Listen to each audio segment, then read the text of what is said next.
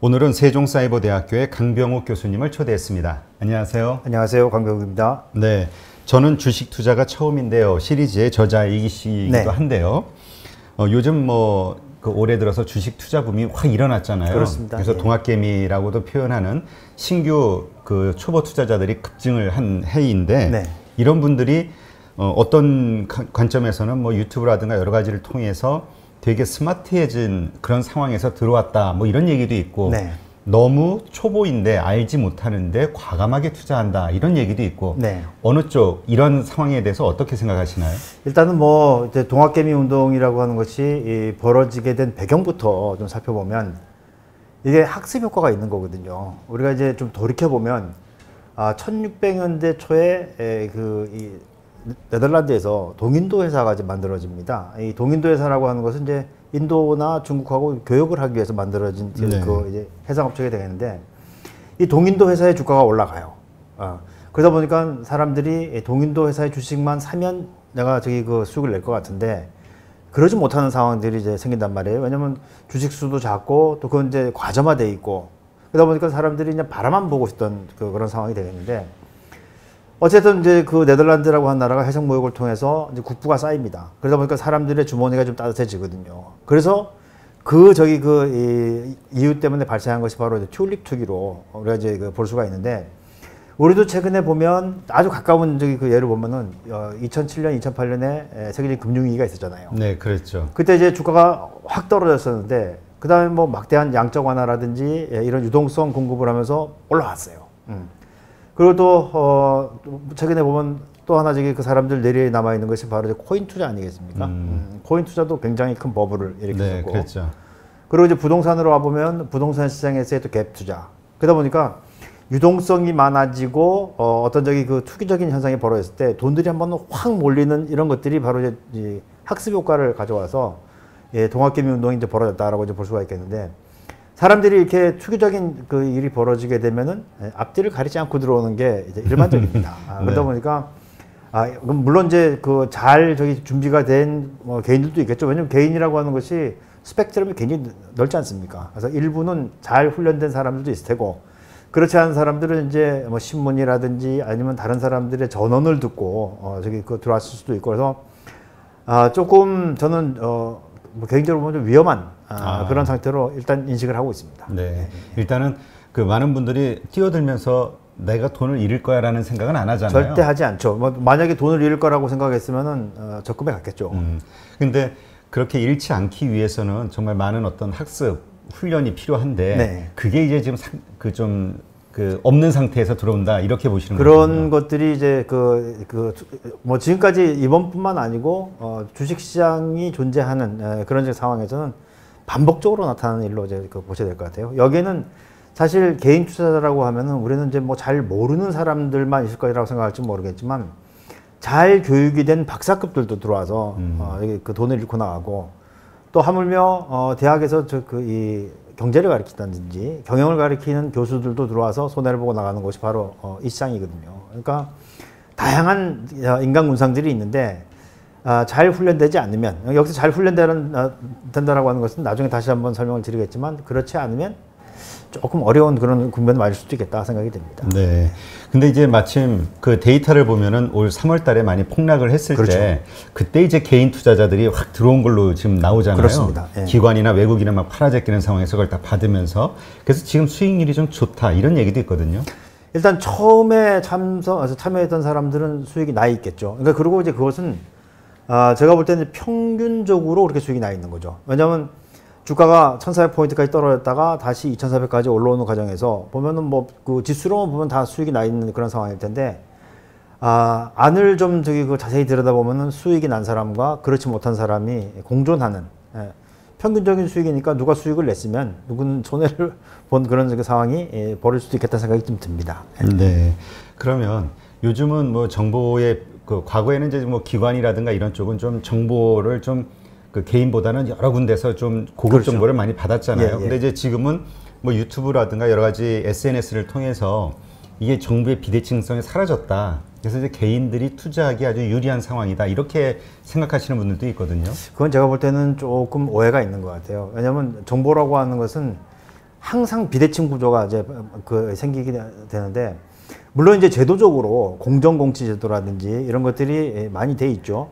하지만 공정공시라고 하는 것은 앞에 대놓고 이제 공표를 할 때, 디스클로저를 할 때 이제 발생하는 것이고, 그렇지 않고 이제 애널리스트하고 펀드 매니저들이 밤에 만나가지고 밥 먹으면서 그냥 사적인 그 대화를 하다가 그런 정보들이 흘러갈 수도 있는 거거든요. 그건 누구도 알 수 없는 그런 상황이니까, 개인들이 가지고 있는 정보와 전문가 집단이 가지고 있는 정보가 같다라고 하는 것은, 제가 볼 때는 표면적으로는 그렇게 말할 수 있을지 모르겠지만 실질적으로 들어가면은 달라질 수가 있겠고, 사실 우리가 겉으로 드러나는 현상은, 우리가 빙산 얘기를 하지 않습니까? 네. 빙산이 바다에 떠 있는 것은 일부분이고 그 밑에는 굉장히 큰 규모의 또 이렇게 그 다른 부분이 보이지 않는 부분이 있는 것처럼, 주식시장도 마찬가지죠. 여긴 또 특히 돈을 놓고 수익을 경쟁하는 곳이기 때문에 사실 공정경쟁이라고 하는 것은 어렵다고 봐야 되겠죠. 개인들은 어쨌든 힘이 약한 존재다. 그렇죠. 이렇게 봐야겠네요. 네. 뭐 정보 말씀을 하셨으니까, 우리가 이제 정보 경제학적인 그 측면에서 보면은,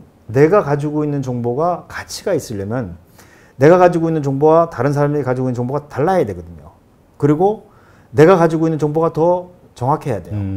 그렇지 않고 모든 사람이 다 같이 공유하고 있는 정보의 가치는 제로입니다. 네. 그것으로부터는 수익을 낸다라기보다는 오히려 낭패를 보기 십상인 거죠. 네, 그렇게 말씀하시니까 또 이해가 되네요. 네.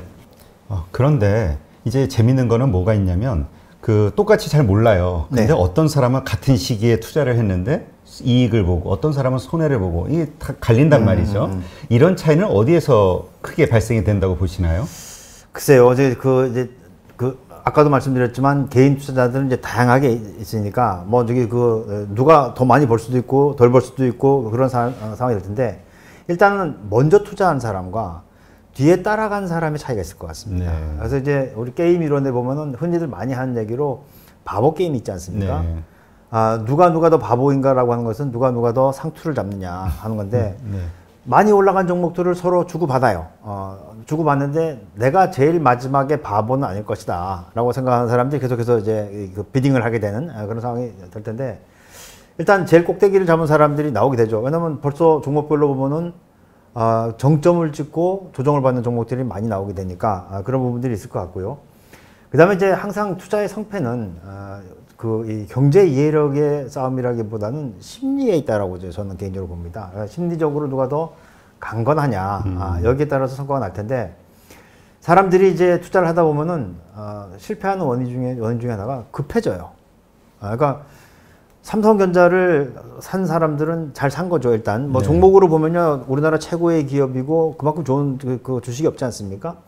근데 수익률 측면에서 보면은 삼성전자는 다른 뭐 최근에 많이 올라갔던 CGN이라든지 이런 몇몇 종목들에 비하면은 굉장히 형편없는 거예요. 그렇죠. 그러다 보니까 이제 내가 마음이 급해지죠. 나도 빨리 좀 더 수익을 높여야 되겠다. 그러다 보면 조금 더 리스키한 쪽으로 옮겨가다 보면 이제 좀 실패할 가능성이 있는 거죠. 근데 그래서 그런 분들은 아마 지금도 지수가 많이 올라왔음에도 불구하고 손실을 보고 계신 분들이 있을 테고, 진득하니 저기 남아있던 사람들은 수익률은 좀 부족할지 모르겠지만 좀 수익을 내고 있는 사람들이 있을 걸로 생각이 됩니다. 네. 교수님은 어떻게 생각하시나요? 우리 보통 개인들이 이 주식시장에서 돈을 벌 수 있는 가장 좀 확률이 높은 방식은 가치 투자, 장기 투자, 이거라고 얘기하시는 분들이 있거든요. 네. 네. 저도 그 의견에는 이제 동의하는데요. 저는 이제 기본적으로 채권처럼 투자를 해야 한다. 여기에 이제 많이 주안점을 두고 있습니다. 왜냐하면 채권이라고 하는 것은 이제 복리 투자를 기본으로 하게 되는 상황인데, 복리 투자를 계속 역설했던 사람은 바로 이제 워렌 버핏이죠. 그래서 복리 효과가 가장 극대화될 수 있는 조건은 가장 높은 복리 수익률로 가장 길게 가는 건데요. 아무튼 가장 길게 가는 게 중요해요. 한 종목을 가지고 장기 투자를 하는 것이 중요한데, 아무 종목이나 사가지고 장기 투자한다고 해서 되는 건 아니거든요. 그러다 보니까 이 수익이라고 하는 것이 장기적으로 늘어날 수 있는 그 기업에 투자를 해서 그 기업 가치를 다 실현할 때까지 투자를 하는 건데, 문제는 그런 종목을 찾는 것이 굉장히 어려워요. 워렌 버핏이 입이 굉장히 거친 건 아세요? 거칠은가요?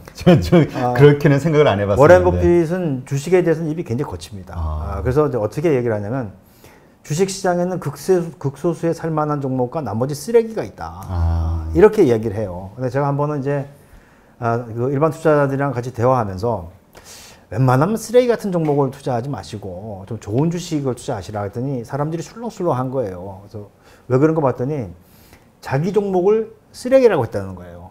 저는 종목 얘기를 하지 않았거든요. 그러니까 모든 사람들이 다 알고 있어요. 내가 투자한 종목이 대부분 전부 다 쓰레기 같은 종목이라고 하는 걸 다 알고 있으니까 그런 종목에서 빠져나와서 장기 안정적으로 수익을 줄 수 있는, 그러니까 이 여기서 이야기하는 수익이라고 하는 것은 주가 수익률이 아니고 이 영업이익률이 계속해서 안정적으로 늘어날 수 있는 그 기업에 투자하는 것이 필요하다. 이렇게 좀 보고 있고, 저도 이제 그런 쪽으로 글도 많이 쓰고 또 책도 쓸 때도 이제 거기에 이제 포커스를 두고 쓰고 있는 그런 상황입니다. 네. 그러면 지금 말씀하신 그 쓰레기 같은 대다수의 쓰레기 같은 주식, 그다음에 그 정말 보석 같은 그 가치주. 네. 이걸 어떻게 구분할 수 있을까요? 일단 이제 쓰레기 같은 그 주식은 뭐 너무 저기 많지만 내가 그 소비자들한테 이 소구할 수 있는 포인트가 가격 경쟁력밖에 없는 그런 거죠. 그러니까 나는 더 싸게 판다. 제가 이제 그런 질문을 해봐요.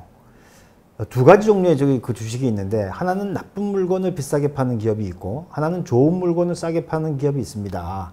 이 둘 중에 어떤 기업에 투자하시겠습니까? 라고 물으면 10중 8구는 좋은 물건을 싸게 파는 기업에 투자하겠다. 네. 이렇게 얘기를 합니다. 근데 돌이켜보면은 주식 투자자 입장에서 보면은 좋은 물건을 비싸게 팔아야지. 그렇죠. 그걸 싸게 팔아서 뭐 저기 그 수익이 안 나지 않습니까? 이렇게 가격 경쟁에 들어가게 되면 어떤 기업도 살아남기 어렵다. 이건 이제 그 망고불변의 진리거든요. 근데 나쁜 물건을 비싸게 판다라고 하는 것은 나쁜 물건을 비싸게 팔 수 있는 포인트가 있을 거라는 겁니다. 거긴 바로 이제 독점적인 경쟁력이거든요. 그래서 이제 이렇게 가격 경쟁력만 가지고 있는 그런 기업들은 대체로 이제 쓰레기 이렇게 볼 수 있는 것이고, 그 다음에 수익이 한 번은 흑자, 한 번은 적자 이렇게 계속해서 그 수평으로 이렇게 변동하는 그런 기업들이 있거든요. 이런 것들은 미래를 예측할 수가 없어요. 네. 이런 것들도 대표적으로 쓰레기로 이제 분류를 할 수가 있겠고, 그리고 이제 그 정말 좋은 주식이라고 하면은 이제 워렌 버핏이 이야기했던 저기 그 종목 중에 유형이 하나 있는 게 뭐냐면 바로 톨 브릿지형 기업입니다. 톨 브릿지형 기업이라고 하는 건 이제 그 브릿지, 즉 다리 위에 톨게이트가 있는 거예요. 네. 근데 우리가 이제 한강을 지나다니는 다리가 굉장히 많지 않습니까? 강남북으로 가는 다리가 딱 하나만 있다고 치고 그 중에 가운데 톨게이트가 있는 거예요. 독점이죠. 독점.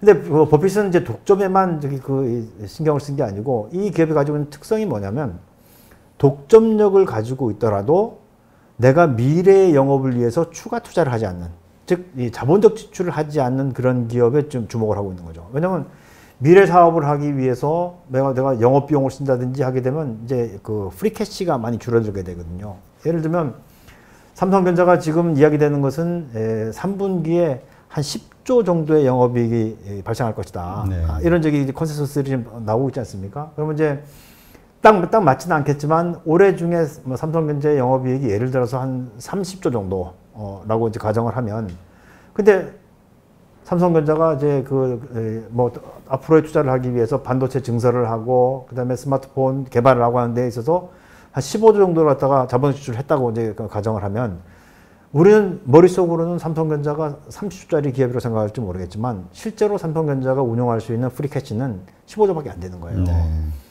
그러다 보니까 이 톨브릿지형 기업을 찾는 것이 굉장히 어렵다. 그래서 아마도 워렌 버핏도 저희 그 본인은 그런 얘기를 하지 않지만 워렌 버핏을 가장 옆에서 잘 보고 책을 쓴 사람이 있어요. 그 며느리거든요. 그래요? 그 메리 버핏이라고. 아마 우리나라에 번역돼서 나온 책 이름은 주식 투자 이렇게 하라고. 원 제목은 버핏톨로지예요. 버핏학. 그래서 네. 제가 이제 2005년인가 2006년에 그 책을 봤는데 그 책을 보면서 이 책은 잘 안 팔리겠구나. 왜냐하면 내용이 어려워요. 그러니까 산수도 좀 해야 되고, 이제 그런데 거기에 이제 그런 이야기들이 나오는 거거든요. 그래서 아마도 버핏이 평생을 가져갈 종목이라고 해서 꼽은 종목 몇 개 안 되고 그 중에 하나가 코카콜라라는 점을 본다면 이제 그 워렌 버핏이 생각하고 있는 정말 살만한 그런 종목이 어떤 종목인지, 또 쓰레기로 분류한 종목이 어떤 종목인지 이런 것들은 구분이 가능하다. 이렇게 보여집니다. 네. 근데 이제 사실 사람들이 사기 전에 그런 거를 구분하지 않고 산 다음에 분석을 하기 시작하잖아요. 그게 문제죠. 대부분 이제 샀는데 올라가면 일단 괜찮아요. 네. 떨어지면 이제 그때부터 이야기하는 거죠. 이게 뭐 하는 회사지? 예, 이렇게 보게 되고 그러면서 이제 그 사람이 그걸 왜 샀겠습니까? 전화를 받고 샀겠죠. 속삭이는 목소리로. 지인들의 추천. 그렇죠. 그러다 보면 이제 사서 떨어지게 되면 막 화를 내는 거예요. 네가 나를 어떻게 보고 이런 정말 허접스러운 종목을 추천했냐. 그래서 서로 싸우기도 하는데 모든 결정은 본인이 하는 거니까 본인이 책임을 져야 되는 거죠. 네. 네. 그러면 그러한 이제 그 주식을 이제 샀습니다. 그러니까 잘 모르는 상태에서 이게 괜찮은 것 같아 해서 샀어요. 근데 말씀하신 대로 쓰레기 주식에 포함이 되는 그런 주식입니다. 그렇다면 그거는 내가 손해를 어느 정도 보고 있다 하더라도 매도를, 그러니까 손절을 해야 되는 겁니까? 아니면은 그래도 뭐 어떻게 매도의 원칙을 어떻게 가져야 될까요? 그거 이제 그 질문을 많이 받는 질문 중에 하나인데요. 네. 일단 이제 투자를 이제 어떤 식으로 했느냐가 중요할 것 같아요. 그래서 소위 이야기하는 그냥 그 몰빵 투자를 한 경우도 있을 테고, 아니면 뭐 한 3종목 정도 그 분산 투자를 하는 경우도 있을 테고, 요즘 또 개인 투자자분들 중에 보면은 한 10종목씩 가지고 계신 분들도 있어요. 근데 이 10종목씩 가지고 계신 분들의 특징은 뭐냐면 먼저 산 종목이 떨어지는 거예요. 그러다 보니까는 이제 내가 스트레스 받으니까 그냥 내비로 두고 또 돈을 가져서 또 다른 종목 사고 또 다른 종목 사고 이런 경우가 있는데, 이거는 이제 제가 설명하지 않도록 하겠고요. 만약에 한 종목을 가지고 있다면 이건 굉장히 빨리 손절을 해야 됩니다. 그렇지 않으면, 그리고 이제 투자를 하실 때 나는 예를 들어서 10% 떨어지면 난 무조건 팔 거야, 이렇게 생각을 하고 있으면 팔아야 돼요. 근데 대부분의 사람들이 10% 떨어지면 자기한테 관대해집니다. 10%나 떨어졌는데 내가 반등하면 팔겠다. 대부분의 이제 일반인들의 심리가 이제 그렇거든요. 그렇죠. 그런 마음이 딱 드는 순간에 이제 뭐 3분의 1 토막 또 5분의 1 토막 이렇게 되는 거죠. 그래서 우리가 이제 주식시장에 속설로 그런 얘기 많이 하지 않습니까? 내가 이제 뭐 고등어냐, 갈치냐, 이런 얘기 많이 하는데, 고등어는 이제 반으로 딱 나눠서 이제 반 토막만 나지만, 갈치 같은 경우에는 보통 5토막으로 되면 5분의 1 토막까지 날 수가 있는 거니까, 조심해야 되겠고, 그리고 아차해서 예를 들어서, 손실을 50%를 봤다. 그럼 뭐, 우리 다 아는 얘기지만, 다시 원금을 회복하기까지는 100% 올라야 되는 거거든요. 네. 그런 행운은 나한테 잘 오지 않는다. 그래서 위험 관리가 중요하다고 이제 생각합니다. 그럼 이제 여기서 핵심은 일단 주린이들, 그러니까 처음에 주식 투자하는 분들이 투자할 때 주변의 이야기를 듣는 것보다는 정말 보석 같은 주식, 그거는 이제 말씀하신 대로 그 회사가 판매하는 제품이나 서비스가 얼마나 그 경쟁력이 그렇죠. 있는 것인가, 그렇죠. 이익률이 어떻게 높아지고 있는가, 이런 걸 보고 판단해서 결정하라는 말씀이시네요. 주식의 현재 가격이나 무슨 보통 이렇게 그래프 보면서 하는 경우들도 많이 있잖아요. 근데 이제 그래프가 사실은 그 사이에 이론적으로 굉장히 많이 홀대를 받았죠. 근데 그래프가 홀대를 받는 이유는 뭐냐면, 이 기술적 분석이 가지고 있는 치명적인 가정상의 그 결점이 있어요. 그래프가 미래에도 반복적으로 나타난다. 과거의 현상이. 네. 이게 이제 그 시장의 효율성에 위배되는. 그래서 사실 대학에서, 예전 대학원에서는 차트를 가리키지 않습니다. 왜냐면 이거는 뭐 기본적으로 효율적 시장 이론에 위배되기 때문에 이거는 쓰면 안 된다라고 하는 건데, 최근에 시장의 효율성이 많이 깨졌죠. 특히 얼마 전에 이제 그 노벨상을 받았던, 제가 한 4, 5년 전으로 기억이 되는데, 유진 파마 같은 경우에 이 사람이 이제 1962년에 시장의 효율성이라는 논문을 썼거든요. 그래서 본인이 젊었을 때는 뭐 시장이 무조건 효율적이다라고 했는데, 시장이 효율적이지 않다라고 하는 증거가 너무 많이 나온 거예요. 그 중에 대표적인 게 뭐냐면 승자 패자 뭐 이런 적이 효과도 있거든요. 저포주 효과라든지 1월 효과라든지 뭐 소기업 효과라든지 이런 거는 말고, 기술적으로 5년 동안에 많이 올라가던 종목이 그 다음 5년 동안에 성과가 나쁘고, 5년 동안 쭉 떨어졌던 것이 그 다음 5년 동안에 좋아지고, 이건 다분히 이제 기술적인 상황들을 이야기하는 거거든요. 너무 많은 이제 효율적 시장에 대한 반증이 나오니까 이 사람이 92년, 94년, 96년, 98년 4번에 걸쳐가지고 케네스 프렌치라는 사람하고 1년에 논문을 냅니다. 이 논문을 내면서 보니까 내가 생각했던 것처럼 내가 생각했던 거 달리 소규모 기업 효과가 있더라. 그 다음에 이제 우리가 그 이야기하고는 PBR 효과 있지 않습니까? 네. 저 PBR 효과가 있더라. 근데 정말 깜짝 놀란 건 뭐였냐면 하이 베타는 하이 리턴을 주는 것이고, 이제 베타 개수라고 하는 것이 위험 개수니까 하이 리스크 하이 리턴의 관점에서 보면은 하이 베타는 하이 리턴을 주고 로 베타는 로 리턴을 줘야 되는데, 놀랍게도 로 리턴, 그러니까 로 베타, 그러니까 저베타 종목이 더 높은 수익을 주는 거예요. 그런데 이게 4번에 걸친 논문에서 다 똑같은 결과가 나온 거예요. 그러다 보니까 본인이 생각했던 그 효율적 시장이라고 하는 것은 하이 리스크 하이 리턴이거든요. 근데 그게 완전히 깨지니까 이 사람이 조금 주책맞게 98년에 베타는 죽었다, 이렇게 선언을 했어요. 이 이야기는 뭐냐면 시장이 완전히 효율적이지 않다라고 하는 것을 본인 스스로가 이야기를 한 거거든요. 그렇다면 사실 차트도 그렇게 무용한 것은 아니다라고 생각이 되는데요. 다만 이제 시장에서는 그런 얘기가 있어요. 기껏해야 차트, 그래도 차트. 그러니까 차트를 가지고서는 수익을 내는 것이 쉽지는 않습니다. 네. 하지만 차트를 보지 않고 매매하는 것은 또 그것도 불가능한 일이고, 그래서 차트라고 하는 것은 하나의 보조적인 수단으로 바라보는 것이지, 거기에 매달려 가지고 투자를 한다라고 하는 것은 많은 이제 트레이닝이 필요하죠. 네. 알겠습니다.